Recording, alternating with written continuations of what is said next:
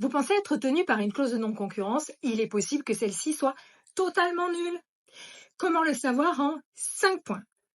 Avant toute chose, il est nécessaire que cette clause figure dans votre contrat de travail et que vous l'ayez signée. Si ce n'est pas le cas, vous n'êtes pas tenu par une clause de non-concurrence.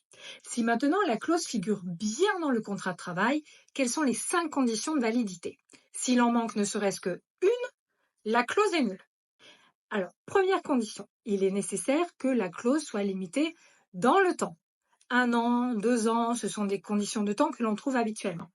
2, il faut que la clause soit limitée dans l'espace. Le département dans lequel vous travaillez, les départements dans lesquels vous prospectez, le territoire national même, dit la Cour de cassation, c'est une limite dans l'espace. 3, il faut que la clause tienne compte des spécificités de l'emploi. Ça veut dire quoi? Qu'elle ne doit pas être une entrave à la liberté du travail. Traduction, elle ne doit pas vous empêcher totalement de travailler.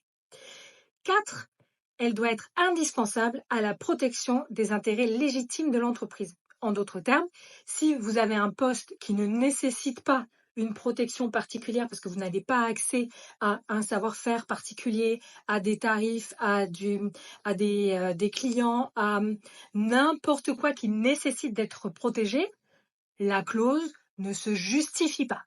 Et 5e et dernière condition, il est indispensable que la clause soit assortie d'une contrepartie pécuniaire. C'est un pourcentage de votre salaire, entre 20 et 50% en général, ce qui vous est payé sur toute la durée de la clause, donc de l'interdiction, et cela représente un élément de salaire, et sur ça, il y a en plus des congés payés.